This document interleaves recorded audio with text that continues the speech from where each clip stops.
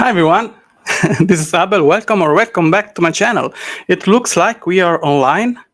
Yeah, I think so. I hope so. I'm using my phone here to see if we have audio and video. Yeah, it works. Let me see. You'll see the return here. Yeah, it works. Welcome. This is the release party for my book, The Crimson Fire. And thank you. Thank you, everyone, for making this day absolutely special. I have a couple of comments right here that I want to show. This is from Sarah Beth that says, "Congratulations, Abel. I am at work, so I can stay, but wanted to give you a shout out and let you know I purchased a hardcover copy this morning, planning to read it next." Thank you so much, Sarah. Thank you so much. This means the world, especially because Amazon is that picky. If the book has a lot of pre-orders, it's a good thing, but if it doesn't sell organically after the release, it will be a bad thing and they will kind of sink it. So this was smart move, and thank you so much. Then we have another one from my buddy Michele Amitrani. He is another Italian author. He writes in Italian and in English, and he says, "Today's the day. Wishing you a great book launch, Abel." Thank you so much, Michele. It is an incredibly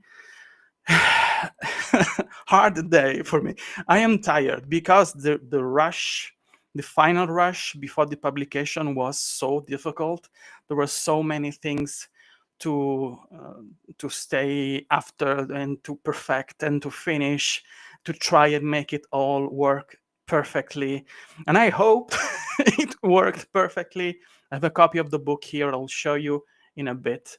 Then we have the amazing and the gentleman and the scholar Timothy Wolf. Thank you, Timothy, for being here. I know this is a strange time frame, but of course, I am on the other side of the world. So I tried to find a time frame that allowed a little, maybe a small fraction of you to be online during the release day. I couldn't do it later because I have a party and I have things to do. I have to celebrate with my family and a couple of friends. And then we have Bob Blue Smoke Fire, who's the author, the genius that created the book trailer for the release, or when we had the cover release of my book. And he's part of the amazing group of the SFF Insiders blog. When I myself published my reviews, I'm incredibly slow. I should do better, but my written reviews, which are basically transcriptions of what I upload on Instagram, on YouTube, they then get to SFF Insider for a week or 10 days, and then they slowly trickle to Goodreads and Amazon. And Bob, he's the genius that makes all of these amazing videos for cover reels and all the rest. Then, okay, here it is. Michele, oh, Jake. I know. It's a strange. You weren't able to stay due to work. I want to make sure that I stopped by at least to say a huge congratulations. Thank you, Jake. Thank you so much. This means the world. And I can do it. Yeah, I can do it. It's my live stream. I can do whatever I want. So Jake and Chance Dillian, and they conspired with Jenny Wurst, I think, to make me a lot of presents. If you don't know, I am part of a group of authors, bloggers, and reviewers, and we are reading The Worst of Light and Shadow by Jenny Wurst. And they managed to make me an incredible present. Chance, I'm talking about you too. Here it is. Okay, so they sent me directly from the US a copy of the paperback edition of the Song of the Mysteries, which is the last book in the Words of Light and Shadow series. Look what a chunker he is.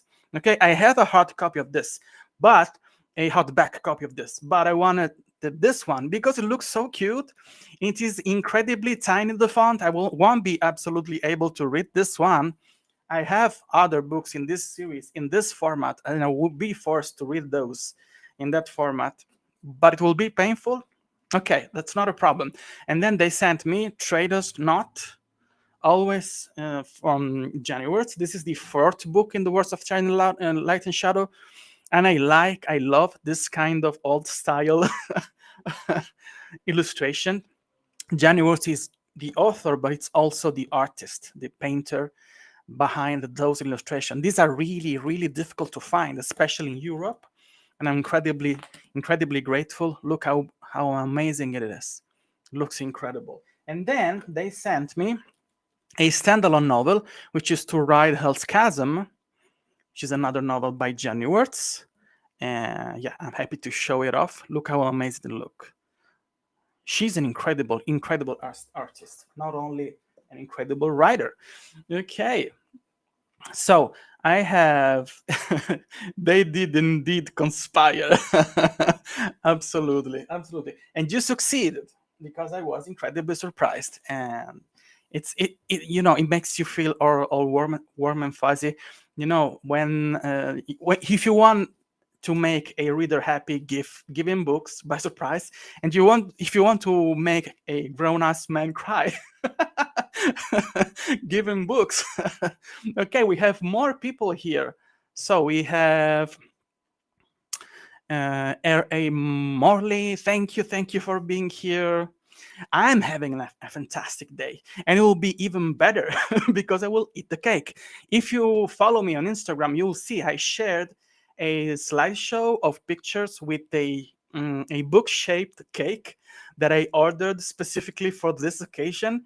It looks amazing. I know it tastes good because I have been ordering cakes for special events in my family from that cake designer from years now. So I'm pretty sure it will be really tasty, but it looks really good.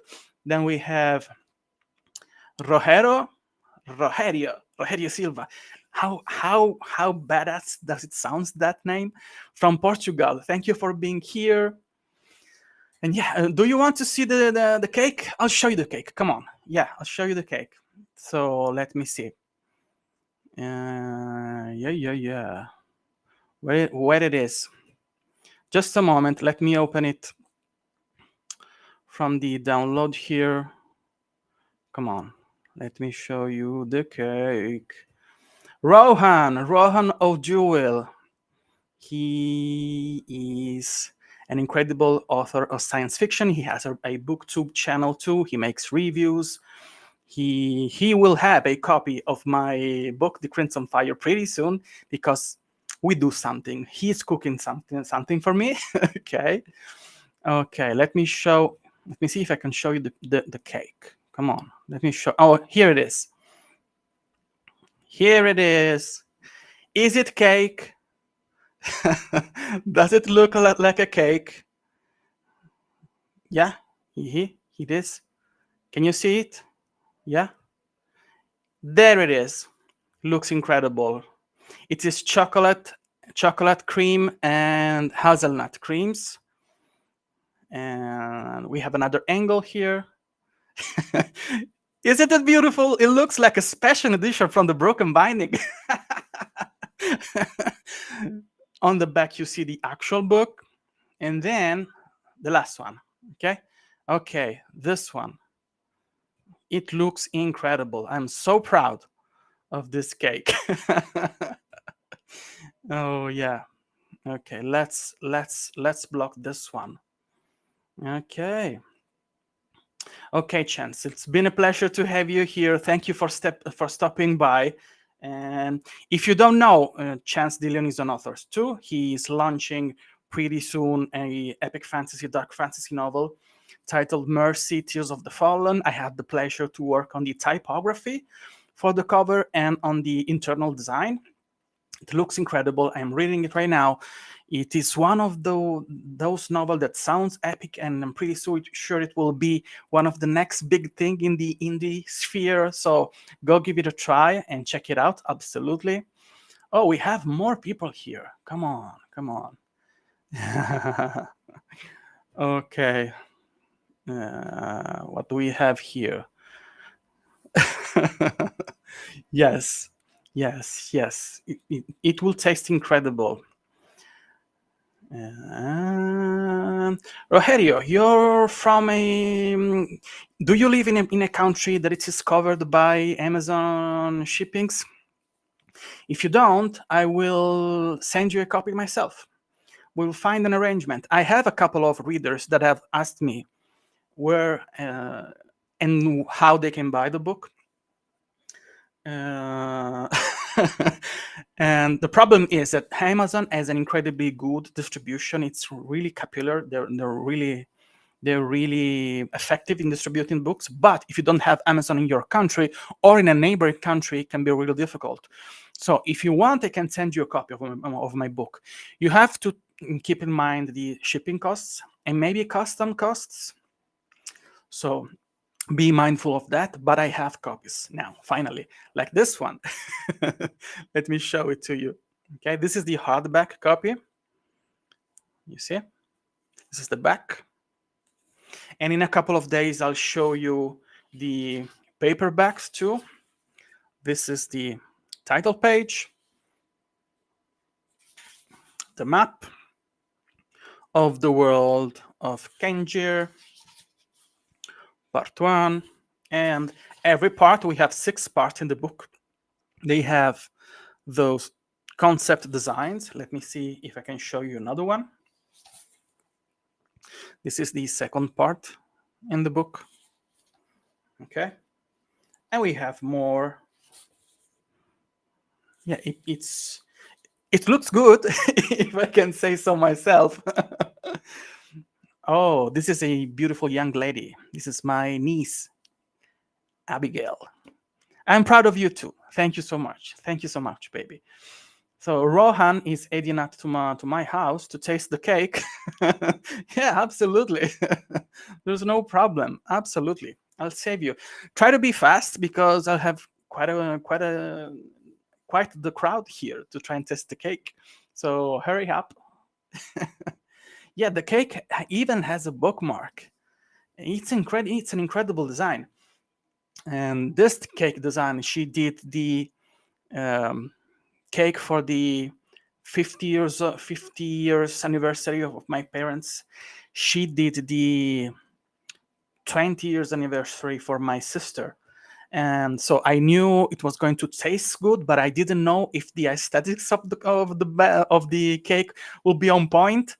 I didn't know if it was possible, not because I didn't trust her, but yeah, it looks incredible. So we have good news here. I got Prime from España. I do hardcover book on my. Okay.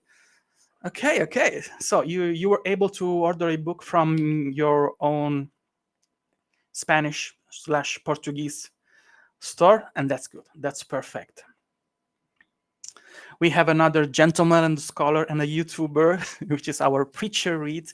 If you haven't checked out his channel, you should do it, absolutely, because he has really insightful opinions and reviews about size SFF books. Yeah, he's a great guy. He blew up pretty quickly because he has the face, he has the voice, he has the right insights on books. So congratulations to him for the success of his channel. You should absolutely check it out.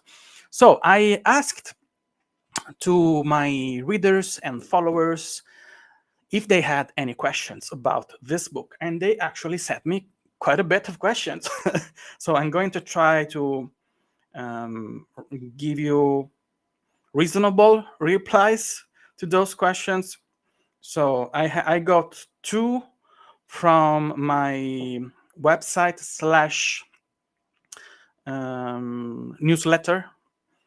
And okay, Rogelio has my book on my way. Susana, this is another beautiful letter. That's my sister. Thank you, sis. Thank you for being here. Okay, she can't wait for the cake. No one can wait for the cake. You have to be blushing, preacher. You have to be blushing because your channel is so amazing.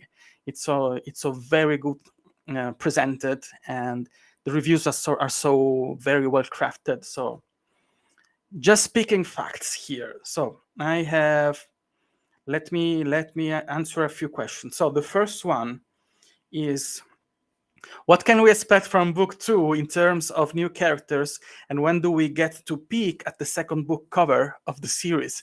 So enjoy the first book first, please. And then we will talk about the second one. But yeah, I can tell you that this first one has 4 point of views, and let's say 3.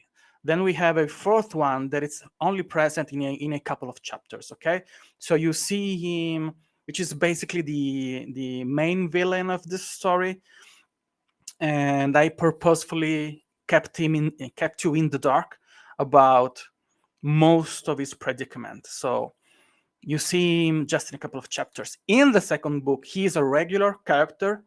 So there's a rotation of point of views. We have 6 point of views in the second one.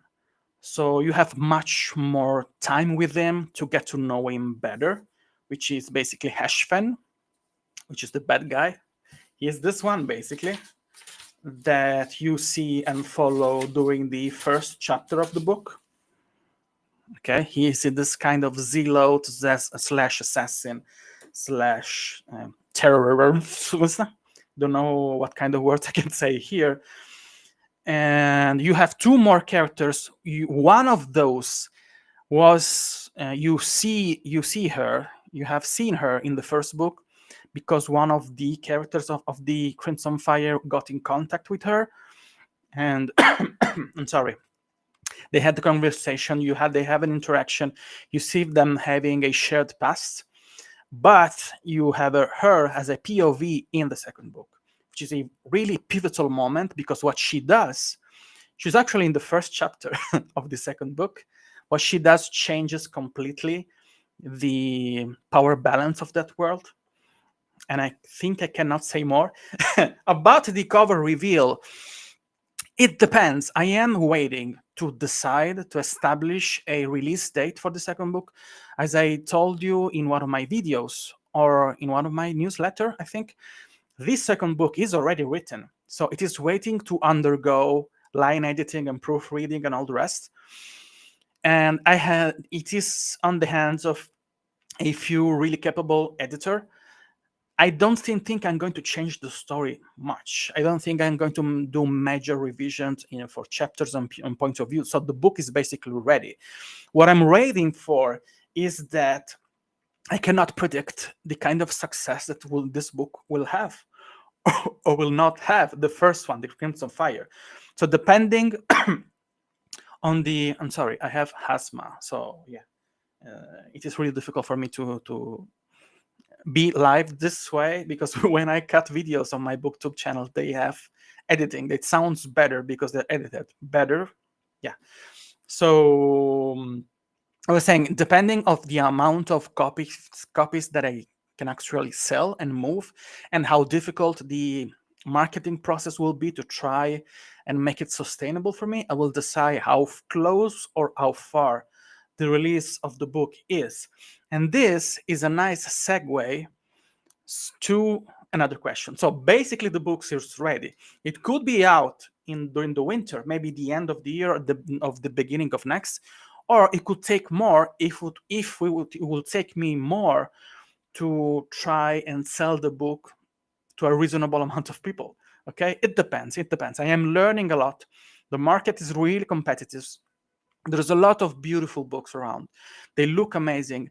They read amazing. They're very well developed. They're very well executed. So I know that I have to struggle to try and find an audience.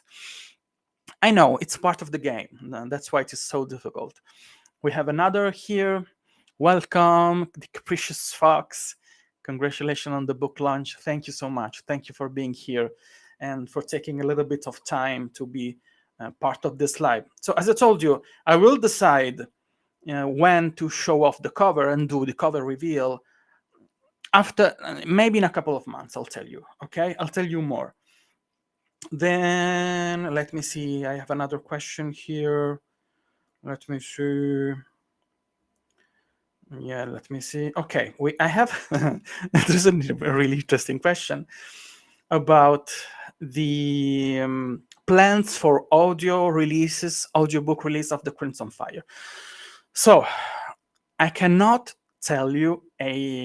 give you a final answer, because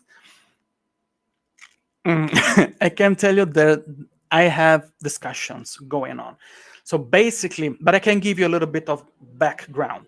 So basically, if you're a self-published author, you can do audiobooks, which are expensive, incredibly expensive to produce, because you have to pay the actor or actors if you have the money, and then you have to produce the audio file, and then you have to go through the entire production process to upload it to through the middleman and then to Amazon.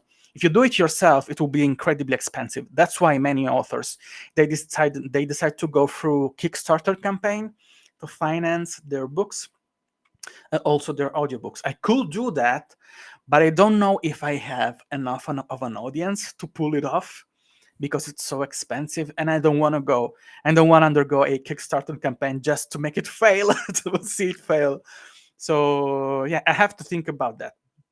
But there's another way, and the other way is to be in contact with a third party.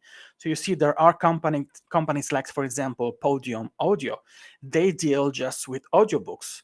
They leave the authors the rights for the printed copies or ebooks, and they just deal for the production of the audiobooks. And then you get a small amount of money first, and then you get royalties on the single copy of the audiobook sold.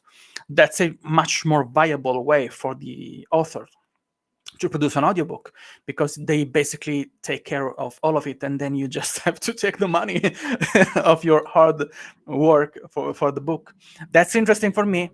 So I have been discussing about this with entities I cannot disclose. There could be another way, which is to share royalties. So I should be able to find an actor that doesn't ask any money in advance, and then just ask me a percentage of the royalties of the copies sold from the audiobook. But that's an incredibly hard process. It's kind of difficult. I don't know if I can have the bandwidth to make it while writing, while doing marketing for the regular ebooks and printed copies. It's difficult. So let's say my half of a respectable answer here is yeah, I am thinking about it. I'm working on it. I'm in the middle of a couple of really interesting discussions for the production of the audiobooks, but I don't have much more substantial to say about it. Okay, so bear with me.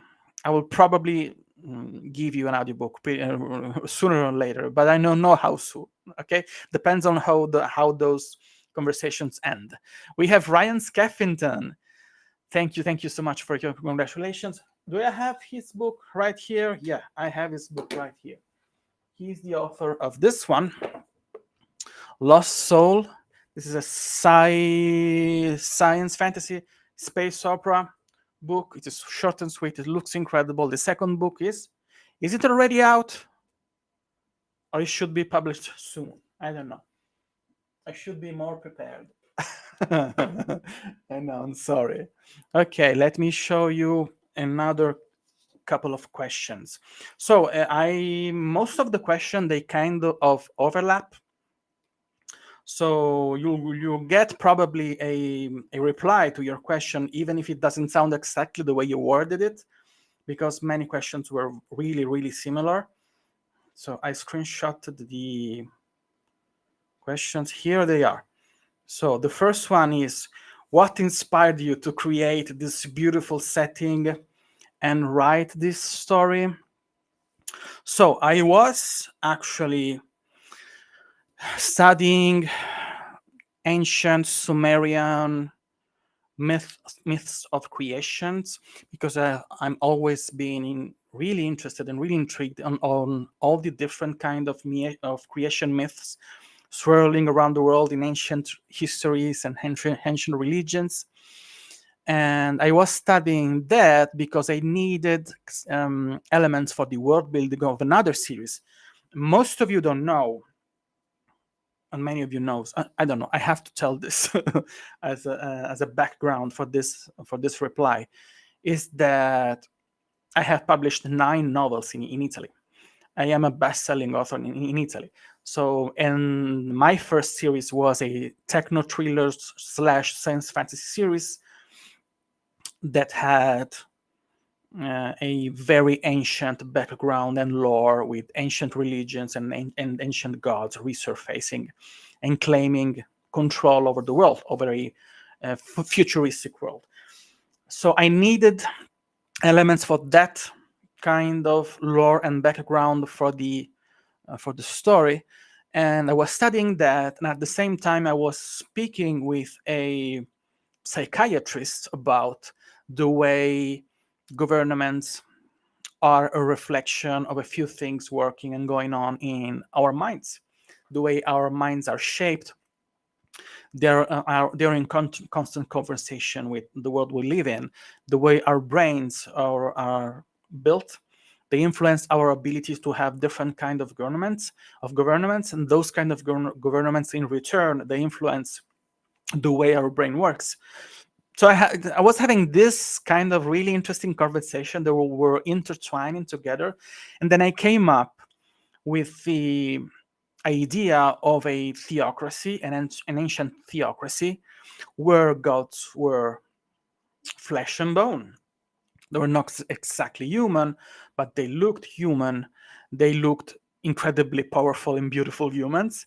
And I was asking myself how to do it, how to integrate that kind of concept in a world building, in a novel format. Bear in mind, I was already on my at the cusp of the publication of my second novel. So I had used general ideas similar to this kind of research in 2 of my novels, then in the prequel too. And then I decided that I wanted to develop that kind of idea more. And you have to know that this one, actually, the Italian version of this one, which was published in 2018, was actually a prequel series to my science fiction / science fantasy series. And so there's a much larger universe here. Those novels, they could come to the US in the near future. So you have a pretty expansive universe there that you could, with different entry points and different novels all interconnected. And you can read them all. You can decide that you want to read just this one, or to read my future science fantasy / space opera / techno thriller novels. You're pretty free to do whatever you want. But the idea started there when I was starting Sumerian mythology and religions, and at the same time trying to build a working theocracy, and to see how sustainable it was, how to develop the cities and countries and the different kind of social structure to make it actually reasonable and understandable on another level. It took a lot of work, but the end result is this one. You have 3 city-states here, where you have Larsa, this one, here. Then you have Naples here, and then you have Uruk here. These are 3 city-states with different royal families and different mindset and different lifestyles. And if you want to know more, you have to read the books. Then there is a question about research. Another kind of research that I did was about the city planning and how those cities, they had to look to reflect the kind of culture that they were managing. Because Larsa is the more technologically advanced.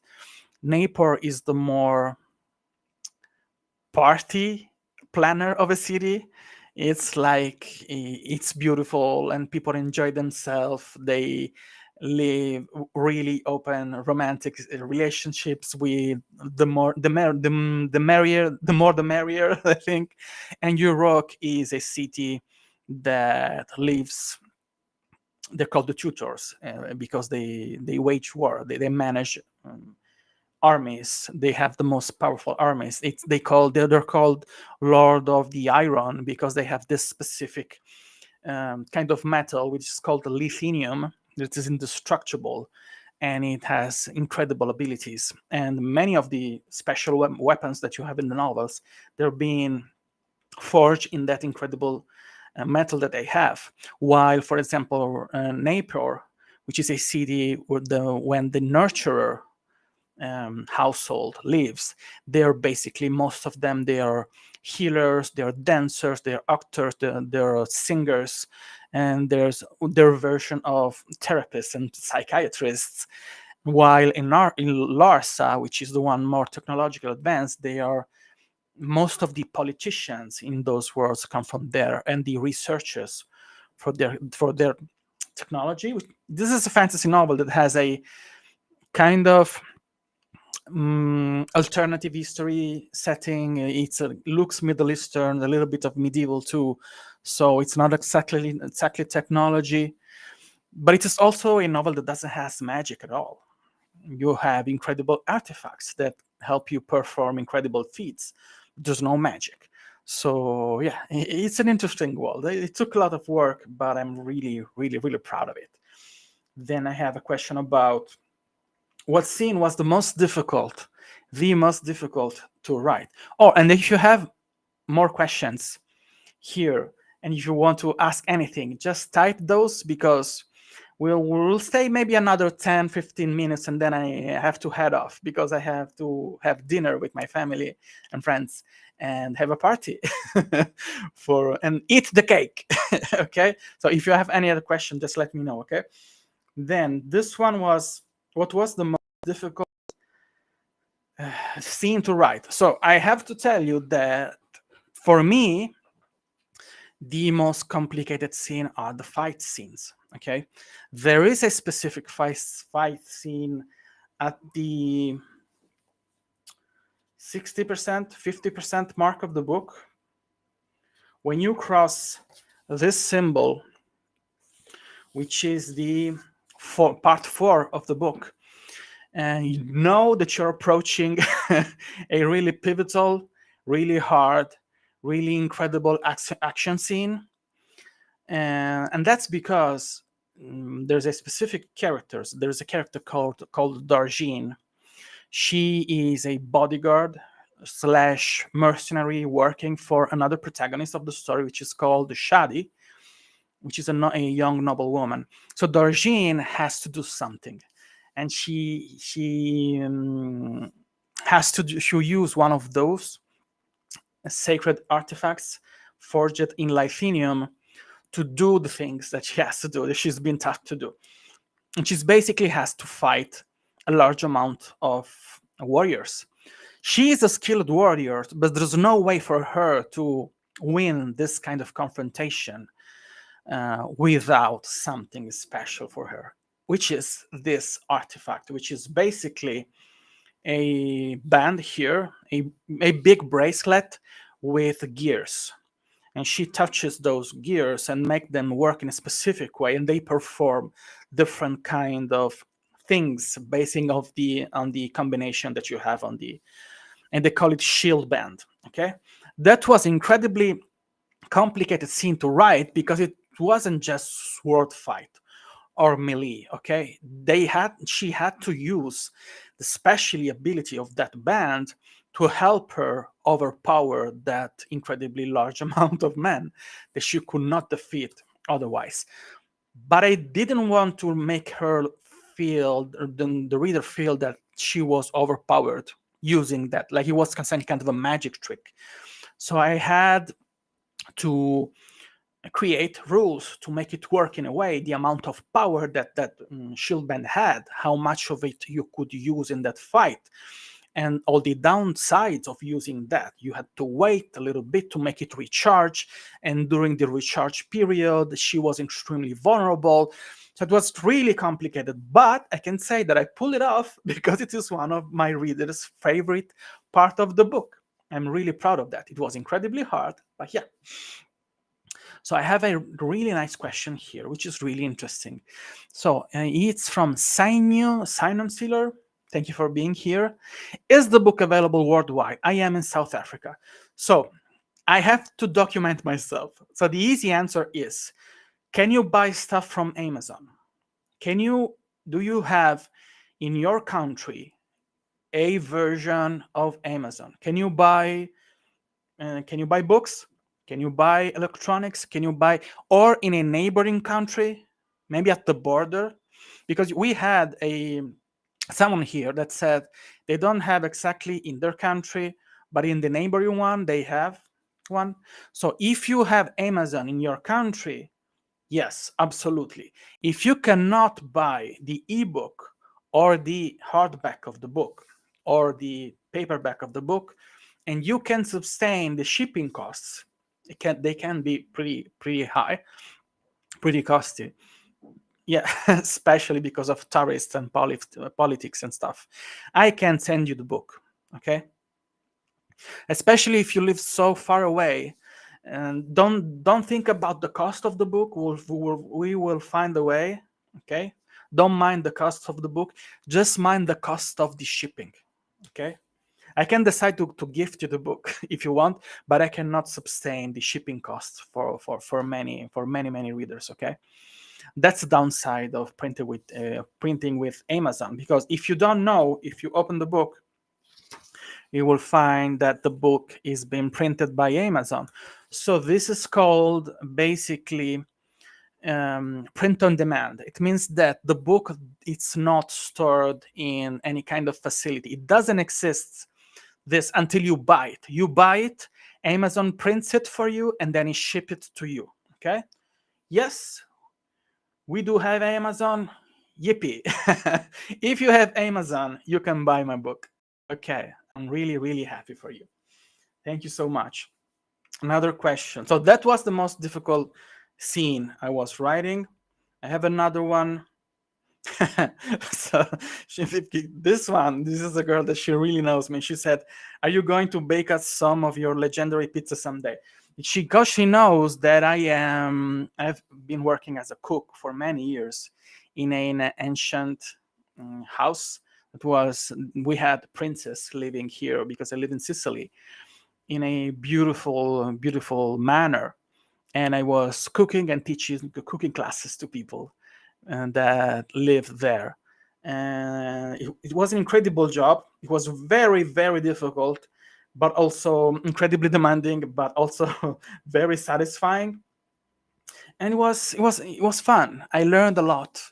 In my family, and they teach us, in many Sicilian family, they teach young boys and girls to cook when they're very young. Mostly women, but men's too. So I was a good cook before to land that job, but I became a much better cook by working on that facility. It was a beautiful place. It was a really interesting job. Yeah, a few of the recipe I kept for me, and I cook those for my family when I have time and I have guests. Okay, so we're approaching the end of the live stream. I just wanted to give you a short live reading of the first chapter. Maybe not the whole first chapter because it is pretty long, but I wanted to give you just a taste. So it's no spoiler, just maybe like the preview that you can get on Amazon. We have another comment here. Just let me see. Come on, work. Come on. Okay. Grim44, thank you for being here. Yes, I live in the Caribbean and I have to import most of the books I read at all. Most the same cost of the book. Yeah. Shipping costs, they can be pretty high. I know, and I understand. Yeah. Yeah, that's incredibly high. Even for neighboring country here in Europe. If I want to buy a book from the Broken Binding, many times the expedition, the shipment from the UK, because of the Brexit, it can be a pretty hefty cost, and I can totally understand it. And being a reader here in Italy too, in Europe, away from the main car market, which is the US, can be pretty annoying. I understand. And then we have another comment here, but I'm not sure. It became available last year, May 2024. I just asked some of my friends, and they're saying it's not operational yet. Okay, you let me know if you can buy the book by yourself in your country. Very well. We can do a specific shipment for you from Italy to your country. Okay, we will manage. Don't worry. Okay. So, do you want? You have to listen to me reading a couple of chapters from my book. So imagine this being realized with a good actor, with a good voice, with a good pronunciation, and imagine to listen to a professionally edited audiobook. So this is chapter 1. There's no prologue. Even if I have been, many people told me, a couple of people told me that this should have been a prologue, but I have my reason. This is a chapter 1. Okay. It says, Ashfan watched the horizon and wondered how many people he would kill after sunset. He hoped they would be armed, men and women aware of their crimes, of their treachery. It would be easier that way. But even if they did not brandish swords or daggers, they would be judged guilty. It was about justice, only justice. Great sweeps of cloud covered the sky, forming a shield between the slowly darkening vault of the expanse of the sea. Even the last glimpse of the sun would soon disappear over the horizon, engulfed by the ever-thickening mantle, and now the shallow waves seemed darker and darker. Ashfan ran his eyes over the water as he rested his hands on the hooded handrail, fighting not to get seasick. He hated the boats, from the smallest to those capable of carrying huge cargoes. But he would let himself be whipped or accept being thrown overboard with his wrists bound as long as he did not complain, as long as he could do the job he was given. For what he did was important. His action would so change Kenjir forever. Okay, so this is the first line. This is the first page. And you have a glimpse of Ashfan, which is the bad guy, and his incredibly difficult heist slash robbery mission. And then you have him dealing with 2 young acolytes working with him. And then you have a little introduction to the world building, because it tells you where he comes from, where he's going, and a little tidbit of what he's actually has to steal there. He is actually here on the coastline at sea, in the middle between the city of Evron and the city-state slash island of Lena. Okay, Lena is a city which is owned by a guild of merchants, and Ashfan has, then those merchants they have something that Ashfan wants. Okay, I won't tell you more. Oh, we have the beautiful and incredible and really talented hyper girl, Esme Rosalie. Thank you, Esme, for being here. Congratulations on the launch, friend. Hope you're having an amazing day of celebration. I am having the best day of my life with this celebration. And then she says, when I read that first line, I was in. Thank you so much. And you know, the weird thing that is that first line was one of the last line that came into existence for the release of this book. Because as I told you, this one was published in Italy a couple of years ago, in 2028. No, 2018. I'm sorry, my English fails me. But it was quite a different book. It was much, much shorter. It was around 70,000, 70K words. This one is 112,000 words. And this whole chapter at the beginning with Ashfan here and a bunch of other chapters, they didn't exist. When I decided to approach the international market and then to release an English version of this book, I worked with an editor, and she suggested me to flesh out a little bit of the backstory of the character and to make especially Shadi, act more inside the book. So I created this chapter. I created a bunch of chapters with Shadi and another one with Endik Ashfan. No, Ensign Endik is another character, to make them to give the readers a little bit more time to have a personal connection with those characters, because before to jump into action. So, and when I finished all of that, writing and rewriting and integrating new stuff in the story, I decided to have more and to refine the first page, just the first page, to be sure that my reader they had a sufficient hook to decide to read the book. And I was successful. If Esme says that the first line is good, you can trust her, because the girl, she reads an incredible amount of books. She has incredible tastes. And if she says that a book is good, she says she's right. She's usually right. And she's a fair reviewer. She doesn't sugarcoat the thing. If the book is not perfect, she's going to say it's not perfect. She's going to give you positive feedback. Well, actually, if you read her review on Grimdark magazine, I think, of this one, she liked the book, but she had to struggle a little bit, because this is absolutely a slow burn. There is action in the beginning, but there is a interesting section when it's really slow burn with just character building, and then the stakes and the pacing, it becomes much more faster to the end. So if you want good recommendations about books to read, especially SFF books to read, follow Esme in all of our endeavors. Okay, we have Brick Corey.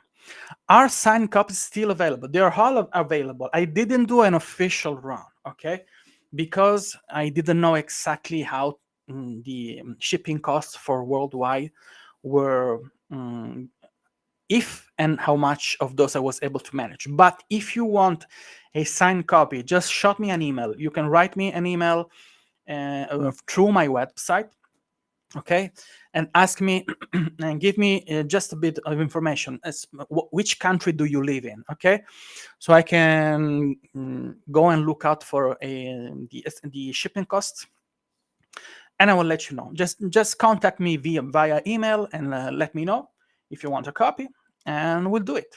There's no problem. Okay. No, Esme, you are too kind. You're absolutely too kind. She's the ultimate hype girl, and she's very well beloved in the community. Thank you for being here, Esme. So if we don't have any other question, I will go and I will enjoy my evening with my family and a couple of friends and enjoy the cake.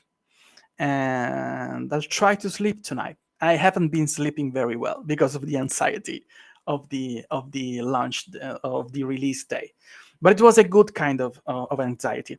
Of course, this is not my first rodeo. Of course, after releasing 9 books in Italy, I'm pretty well versed in the world of publishing, but the international market and having to deal with worldwide expectation from a book and from an author is completely different. So I had to learn a lot, and I'm still learning a lot and trying to understand exactly how to move.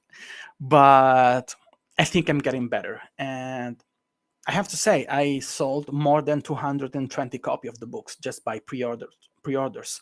And I haven't checked the result on my dashboard when I can check everything and keep everything in check for my book sales. And I don't think I will do it today.